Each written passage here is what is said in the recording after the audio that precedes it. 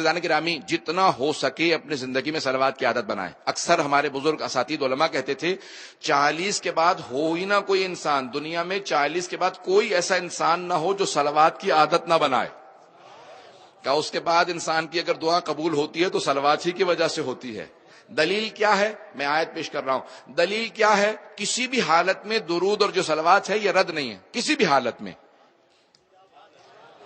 آپ لوگوں نے گھبرا کے سنا اس جملے کو. کسی حالت میں درود و صلوات رد نہیں ہے کسی حالت میں بھی. کوئی گنہگار بھی پڑھتا ہے تو رد نہیں ہوتی کیونکہ یہ وہ عبادت ہے جس میں خود خالق شریک ہے. ان اللہ و ملائکتہ یصلون علی النبی. اللہ اور اس کے ملائکہ نبی پہ درود بھیجتے ہیں. یا ایھا الذین آمنوا اے ایمان والو صلوا علیہ وسلموا تسلیما.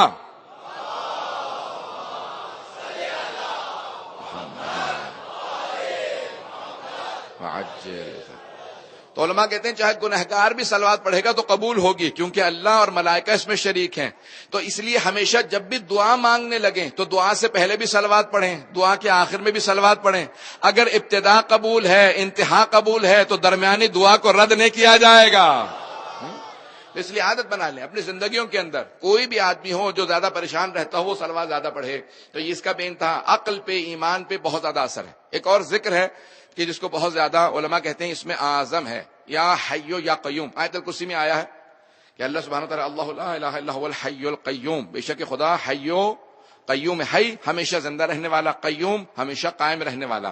تو جو بھی اس ذکر کو پڑھے گا اپنے اپنے حساب سے 174 عدد ہے اس کا 174 174 جو بھی پڑھے گا جس نیت سے پڑھے گا وہ اس کا کام ہوگا, جس پریشانی کے لیے پڑھے گا اس کا کام ہوگا. رزق کے لیے صلوات بے انتہا اچھی چیز ہے اور پریشانیوں کی دوری کے لیے حتیٰ بچیوں کی اپنے بچوں کے شادیوں وغیرہ کے لیے استغفار اور صلوات کو کثرت سے پڑھیں. ایک صرف تسبیح 40 دن ماں یا باپ بیٹے یا بیٹی کی نیت کر کے ایک تسبیح صرف یعنی 100 دفعہ استغفر اللہ ربی واتوب الیہ پڑھیں ہر رات. وضو کر کے قبلہ رو بیٹھ کے ماں یا باپ کو ایک دن 40 دن نیت کر کے پڑھے کہ میرے اس بیٹے کی یا بیٹی کی شادی ہو جائے. جو بھی 40 دن مسلسل پڑھے گا اسی کا انشاءاللہ تعالی کام ہو جائے گا.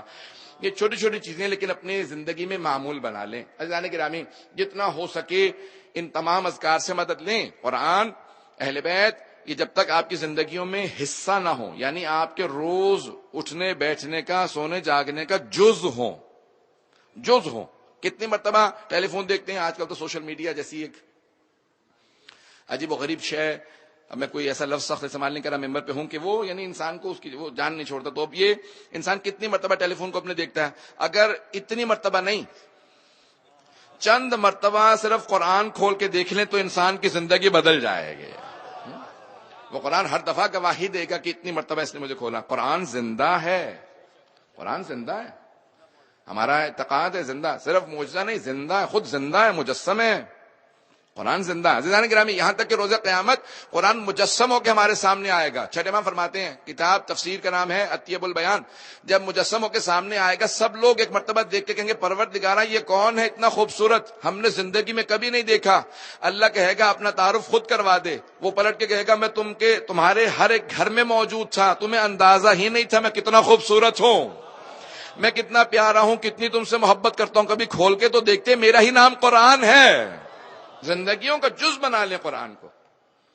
میں اپنے گھر کے اندر باقاعدہ ایک صفحے پہ آج قرآن آ گیا, پورا قرآن. میں نے اس کو باقاعدہ میگنیفائنگ گلاس سے دیکھا کہ ابھی یہ پورا بھی ہے یا ایسے ہی چھپا یعنی شاید باریک نہیں. عزیزان ایک صفحے کے اوپر پورا قرآن موجود ہے.